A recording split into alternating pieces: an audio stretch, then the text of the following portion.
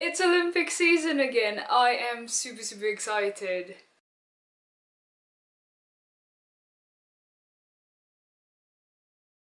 Hi guys and welcome to today's video. As you can tell, I'm pretty excited about the fact that it's time for the Olympic Games again. I love the Olympic spirit and everything that goes around the Olympic Games, so I was super excited that it's coming back again. Obviously it's not a surprise, it's here every 2 years, winter, summer, so I thought it could be a cool topic to talk about today. When I was younger, I used to go to Switzerland because my best friend is half French, half Swiss.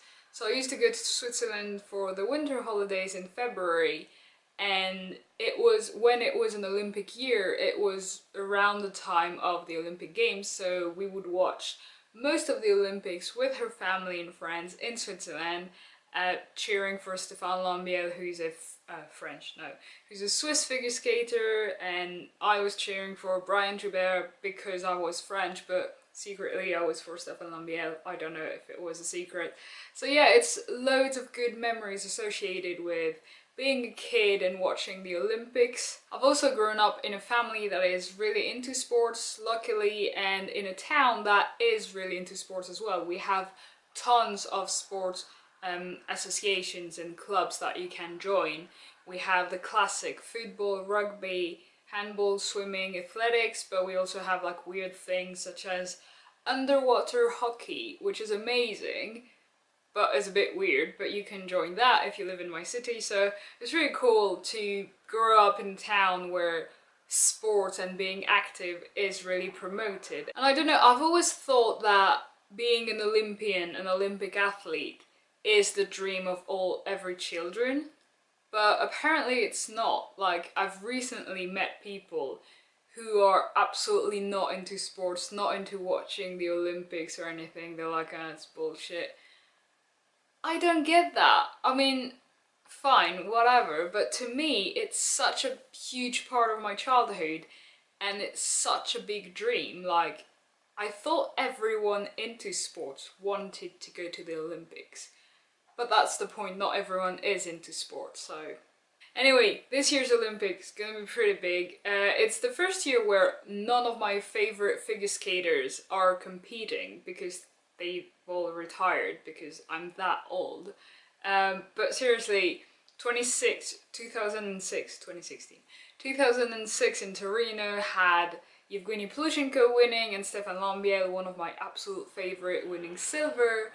Then Vancouver had Yevgeny Plushenko winning silver, losing to Evan Lysacek, which was... I'm still not over that. So yeah, this year is the first year where almost all the old generation of figure skaters that I used to watch when I was younger, they are all retired now. So I'm gonna be cheering for Denis Ten, I think, from Kazakhstan. I have a soft spot for how he skates. Also going to be watching out for Adam Rippon, who is the first openly gay figure skater and first openly gay athlete in a Winter Olympic Games, which is pretty big. Like, it's 2018. How is he the first? But anyway, gonna be watching out for that. That's figure skating. For ice dancing, we have a very talented pair in France.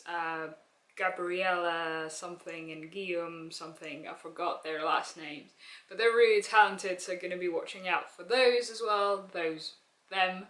Alpine skiing is also one of the big sports that I love watching. I remember being 13, 14, how old was I? 12 or 13 in 2006 during Torino's Winter Olympics, and we were cheering for Antoine Deneria, who is a French guy from my home region, so you can imagine the excitement in the region. And he won gold, he actually won gold, and watching him, he was just flying, like, it looked so amazing. I remember my mom screaming, like actually screaming and jumping up, and my dad was like, what's wrong with you? So yeah, alpine skiing, definitely gonna be watching those.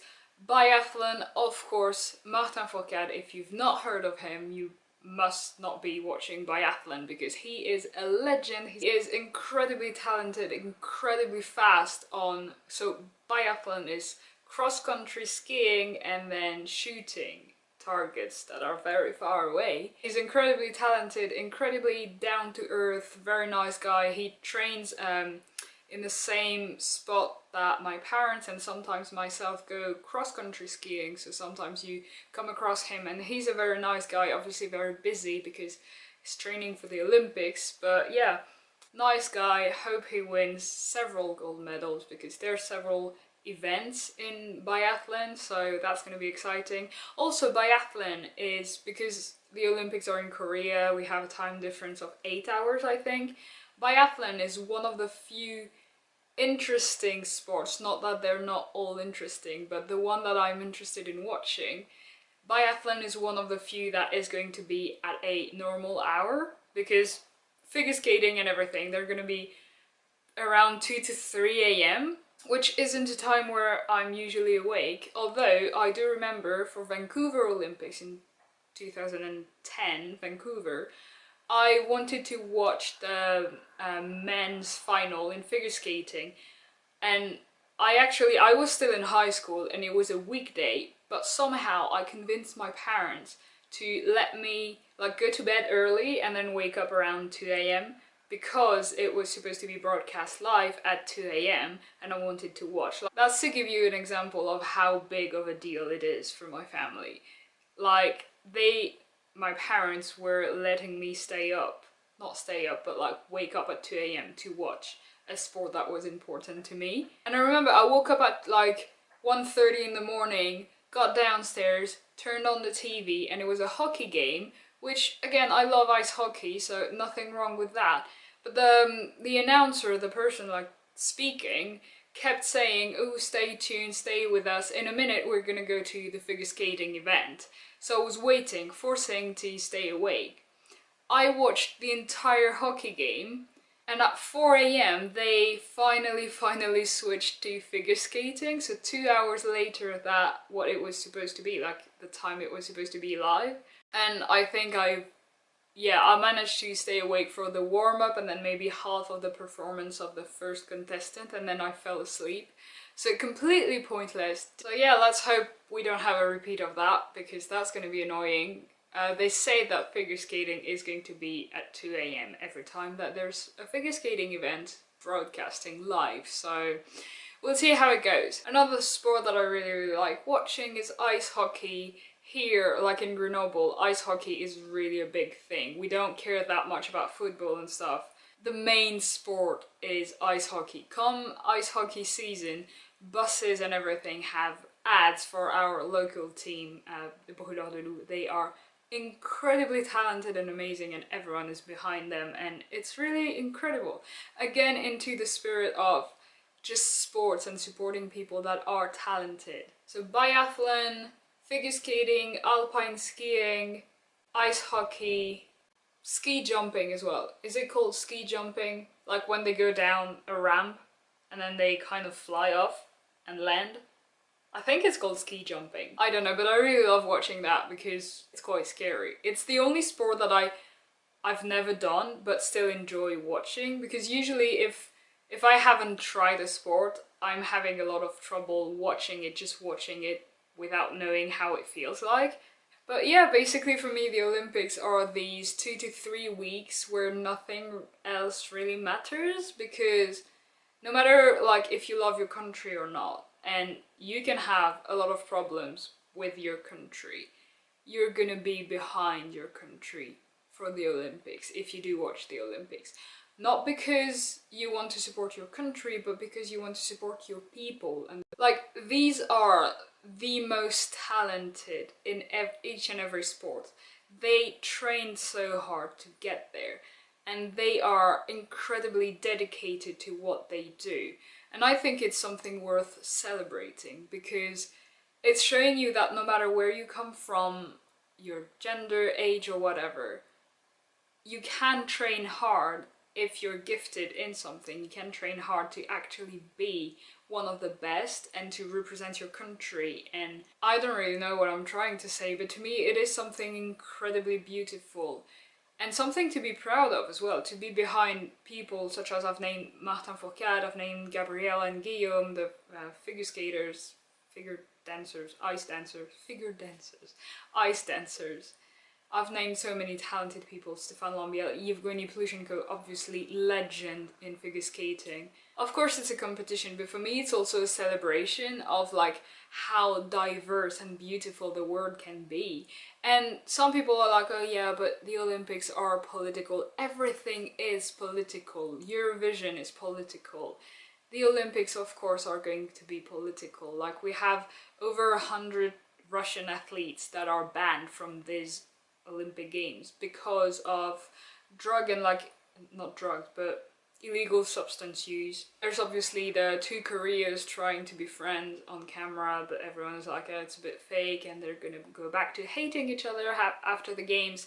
Just the fact that they're trying, even if it's just for 2-3 weeks, is beautiful, and is like, how amazing is that? Like, North Korea is trying for 2 or 3 weeks to be like, hey, let's talk about reunification. And even if it's just bullshit for the journalists, how beautiful is the gesture?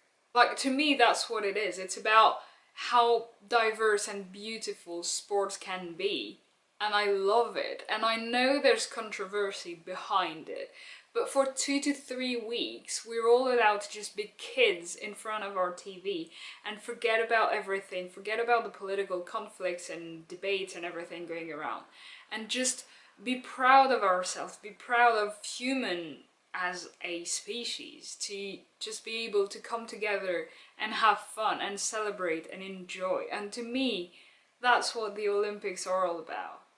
Of course I'm gonna be patriotic and cheer for my country no matter what, but also I'm gonna cheer for just the best out there. It just makes me genuinely happy, and it inspires me so much. Like, during the Olympics period, it's a weird time where nothing else matters, and you can sit in front of your TV for 4 to 5 hours doing nothing but watching people perform and like push themselves to the limit, and then in the next hour you're gonna go for a run or do 100 squats because you feel inspired by their story. Is it just me?